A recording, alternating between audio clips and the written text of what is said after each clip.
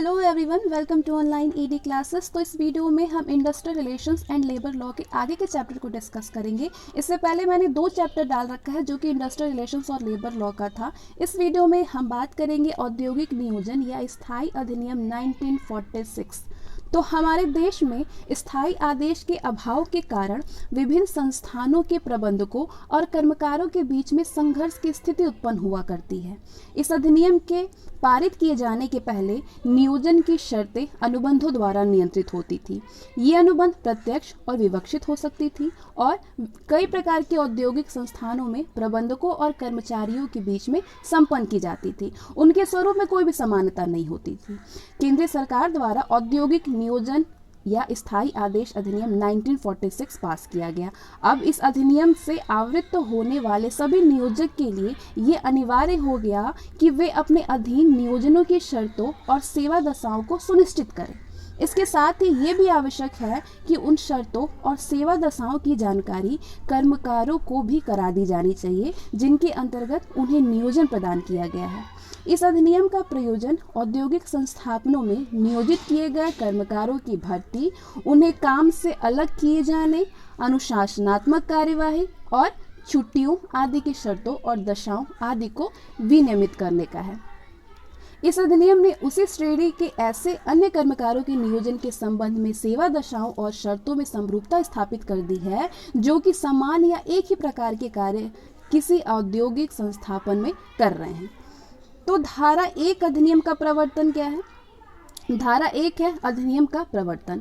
स्थायी आदेश का उद्देश्य दोनों पक्षकारों को ये स्पष्ट करा देता है कि किन निबंधों और शर्तों पर कर्मचारी कार्य करने का समर्पण कर रहे हैं और किन शर्तों पर नियोजक उन्हें कार्य में लगाना चाहते हैं। ये अधिनियम कई प्रकार के औद्योगिक संस्थापनों पर में लागू है। किन किन संस्थापनों में लागू हैं? जो कि जम्मू और कश्मीर राज्य को छोड़कर भारत संघ में कहीं भी स्थित हो, जिनमें 100 या अधिक कर्मकारों को नियोजित किया गया है और जिनमें की पूर्ववर्ती 12 महीने के किसी भी दिन 100 या अधिक कर्मचारियों को नियोजित किया गया है।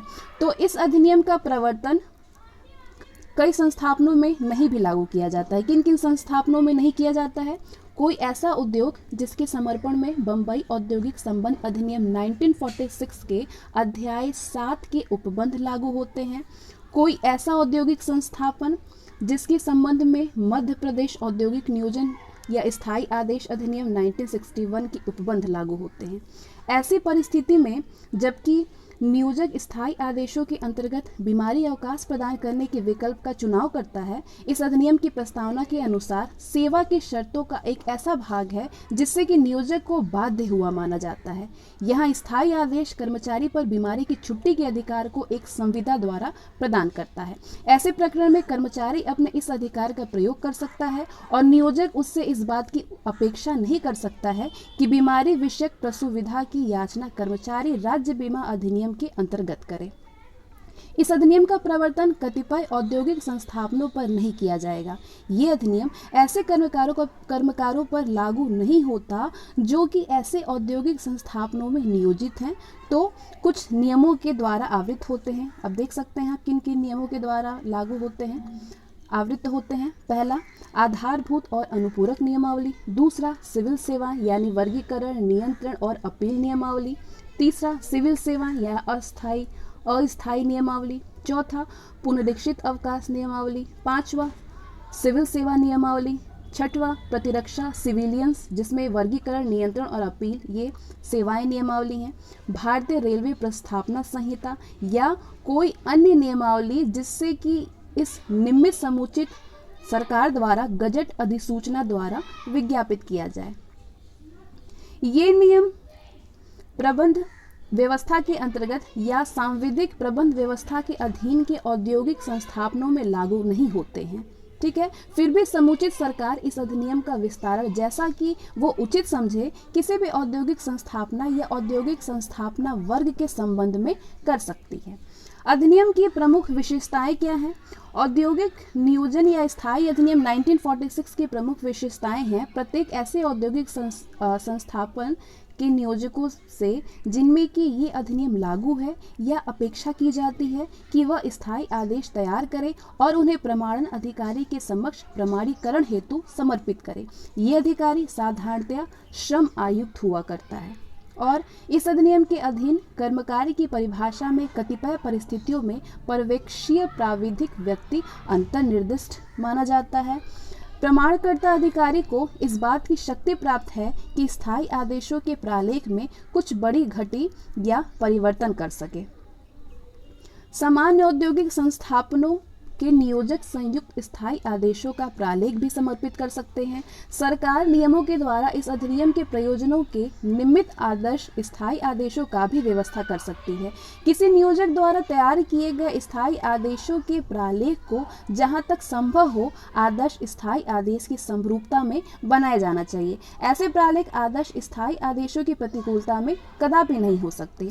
ये नियम लगभग सभी ऐसे औद्योगिक संस्थापनों पर लागू होता है जहां की 100 या 100 से अधिक कर्मचारियों को नियोजित किया गया। समुचित सरकार गजट अधिसूचना द्वारा इस अधिनियम के किसी उपबंध के प्रवर्तन से किसी औद्योगिक संस्थापन को छूट प्रदान कर सकती है। प्रमाणकर्ता अधिकारियों और अपीलीय प्राधिकारियों को इस अधिनियम की धारा 11 के अधीन के कतिपय मामलों के संबंध में ऐसे सभी शक्तियां प्राप्त होगी जो कि ऐसे मामलों में एक सिविल न्यायालय को प्राप्त होती है। प्रमाणीकरण के निमित्त स्थायी आदेशों के प्रालेख को समर्पित न करने पर नियोजक को दंडित किया जा सकता है या अंतिम रूप में प्रमाणीकृत किसी उपबंध का खंड करने के लिए उसे दंड का भी भागी माना जाएगा। समुचित सरकार गजट अधिसूचना के पहले प्रकाशित किए जाने के उपरांत इस अधिनियम के प्रयोजनों के परिपालन के निमित्त नियमावली बना सकती है। इसके बाद आते हैं हम नेक्स्ट चैप्टर पे जिसमें हम व्यवसाय संघ अधिनियम 1926 को पढ़ेंगे। भारत के व्यवसाय संघों के विकास आंदोलन में इसका इतिहास दृष्टिगत होता है और इस विकास का प्रारंभ हुआ था 1890 में, जबकि बम्बई मिल हैंड्स एसोसिएशन नाम से सर्वप्रथम कर्मकारों का एक संघ बम्बई में गठित किया गया था। इस संघ का गठन बम्बई मिल कर्मकारों की शिकायतों को दूर करने के संबंध में किया गया था। इस संघ को ठीक श्रमिक संघ के रूप में उस अर्थ में मानना कठिन है जिस अर्थ में आज व्यवसाय संघों की परिभाषा की गई है। इस संघ के कार्य प्रणाली के संबंध में आज बहुत ही कम बातें मालूम हैं। औद्योगिक उथल पुथल और आर्थिक असंतोष के कारण कारखानों और उद्योगों के क्षेत्र में कुछ कर्मकारों के हड़तालों के दृष्टांत सामने आने लगे और उन हड़तालों का नियंत्रण और पथ निर्देशन उनकी कर्मकारी समितियां करती थी और इन समितियों में स्वयं कर्मकारों के प्रतिनिधि हुआ करते थे। कई अवसरों पर इन हड़तालों में इस दृष्टि से सफलताएं मिली कि कर्मकारों की मांगों को पूरा कर दिया गया। इस प्रकार भारत में होने वाली हड़तालों में मिलने वाली सफलताओं ने भारत के व्यवसाय संघ आंदोलन को और भी आगे बढ़ा दिया। साथ ही विश्वव्यापी श्रमिक चेतना ने भी इसे और अधिक प्रभावित किया। अंतर्राष्ट्रीय श्रमिक संगठन के द्वारा भी हमारे देश में व्यवसाय संघ आंदोलन को बहुत बड़ा बल मिला। आज़ादी से पहले देश में व्यवसाय संघ आंदोलन की प्रगति बहुत संतोषजनक नहीं रही, जबकि आज़ादी के बाद इसमें प्रगति हुई। उद्योग के प्रत्येक क्षेत्र में अब हम पर्याप्त व्यवसाय संघ विषयक क्रियाकलाप देखते हैं। यहाँ तक कि अब शायद ही कर्मकारों की ऐसी कोई श्रेणी छुटी हो जिसका अपना कोई संघ संगठन ना हो। श्रमिक समस्याओं के लिए भारत में गठित रॉयल कमीशन ने इस संबंध में कई विचार व्यक्त किए। व्यवसाय संघवाद को पूर्णतः प्रभावी बनाने के लिए 2 शर्तें आवश्यक हैं: लोकतांत्रिक भावना और शिक्षा। लोकतांत्रिक आदर्श अब भी भारतीय मजदूरों में विकसित करने की आवश्यकता है और शिक्षा की कमी इन मजदूरों के लिए एक व्यवधान है। शिक्षा विषय कठिनाई का संबंध केवल निरक्षरता से ही नहीं है। बहुत थोड़े से व्यावसायिक संघ परोपकार काम कर सकने की सामर्थ्य रखते हैं। परोपकारी यानी बेनवॉलेंट। बहुसंख्यक संघों को अपने कार्यकर्ताओं को ये समझना बड़ा ही कठिन है कि यूनियन का चंदा देना सार्वजनिक हित में है, सिवा उस समय के जबकि कोई विवाद संभावित हो या चल रहा हो। ठीक है, यूनियन का चंदा देना सार्वजनिक हित में है सिवा उस समय के जबकि कोई विवाद संभावित हो या चल रहा हो। आज़ादी के बाद से भारतीय नागरिकों में लोकतांत्रिक भावनाओं का विकास हो रहा है और उद्योगों में काम करने वाले कर्मकार इस संबंध में अपवाद नहीं कहे जा सकते। 1920 में मद्रास उच्च न्यायालय में मद्रास वस्त्र उद्योग श्रमिक संघ के अधिकारियों के विरुद्ध बिन्नी कंपनी की ओर से दायर किए गए एक वाद में आदेश जारी करते हुए संघ के अधिकारियों को इस बात के लिए प्रतिबंधित कर दिया था कि वे कतिपय कर्मकारों को काम पर न लौटने के द्वारा अपने नियोजन की संविदा को भंग करने के लिए उत्प्रेरित न करें। उस समय श्रमिक संघ के अधिकारियों ने अपने आप को अभियोजन और कारावास के दायित्वाधीन पाया था, भले ही उन्होंने श्रमिक संघ विषयक मान्य क्रियाकलापों में ही भाग लिया था। उस समय उन्हें इस आवश्यकता का अनुभव हुआ था कि श्रमिक संघों को विधायी संरक्षण प्राप्त होना नितांत आवश्यक है। अखिल भारतीय व्यवसाय संघ कांग्रेस के तत्कालीन महासचिव NM जोशी ने केंद्रीय विधानसभा के समक्ष सफलतापूर्वक एक प्रस्ताव रखा जिसमें इस बात की मांग की गई कि श्रमिक संघों को संरक्षण प्रदान करने के लिए सरकार की ओर से विधायी कदम उठाए जाने चाहिए। इस प्रस्ताव नियोजकों को पसंद न आया। ये जो प्रस्ताव था वो नियोजकों को पसंद नहीं आया।